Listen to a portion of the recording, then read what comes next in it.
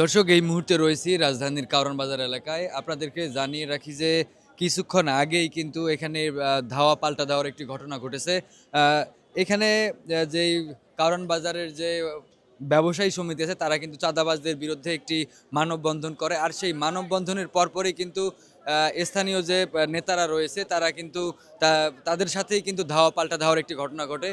এই মুহূর্তে রয়েছি কারওয়ান বাজার এলাকার কাঁচা বাজার এলাকায়, যেখানে আপনারা দেখতে পাচ্ছেন যে ধাওয়া পাল্টা দেওয়ার পরে কিন্তু পরিস্থিতি কিছুটা স্বাভাবিক রয়েছে। এবং এর মধ্যে আপনাদেরকে জানিয়ে রাখি যে এই এই ধাওয়া পাল্টা দেওয়ার ঘটনার পরপরই কিন্তু আইন শৃঙ্খলা রক্ষাকারী বাহিনী এবং সেনা সদস্য মোতায়েন করা হয়েছে কারওয়ান বাজার এলাকায়। আপনারা দেখতে পাচ্ছেন যে এখানে সেনাবাহিনীর পাশাপাশি রয়েছে পুলিশ সদস্যরা।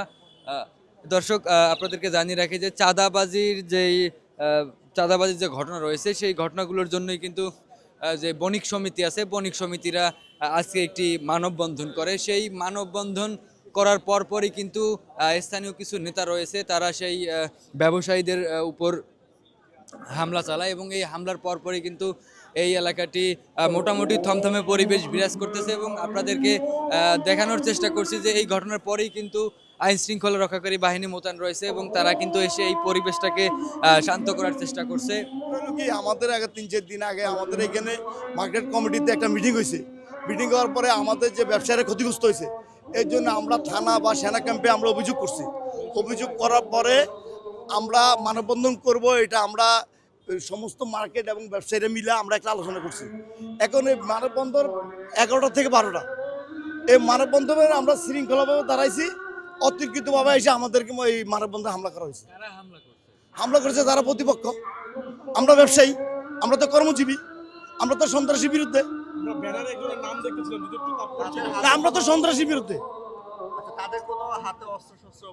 লাঠি লাঠি লাঠি নিয়ে অতর্কিতভাবে হামলা করছে।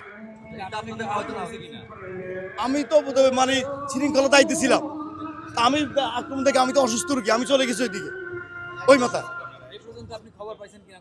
না, এখনো আমি আহত হয়েছি কিনা, এখনো উইন্টার হয়েছি কিনা আমি এই পর্যন্ত অনেক খবর পাইনি। আমরা চাঁদাবাজির বিরুদ্ধে, সমস্ত ব্যবসায়ী চাঁদাবাজির বিরুদ্ধে, আমরা সমস্ত ব্যবসায়ী চাঁদাবাজির বিরুদ্ধে মানববন্ধন করতেছি।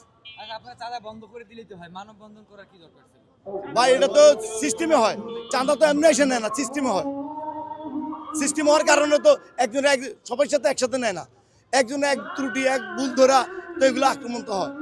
তো সমস্ত ব্যবসা এক হয়ে এটার বিপক্ষে গেছে এবং থানা জানানো হয়েছে, সেনা ক্যাম্পে জানানো হয়েছে, মিডিয়াকে জানানো হয়েছে।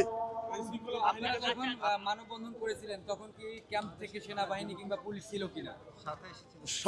প্রথম ছিল আমাদের পানি থানার সহযোগী ছিলেন যে কারওয়ান বাজার, পরে আবার থানা থেকে আসছে, ক্যাম্প থেকে আসছে আক্রমণ হওয়ার পরে।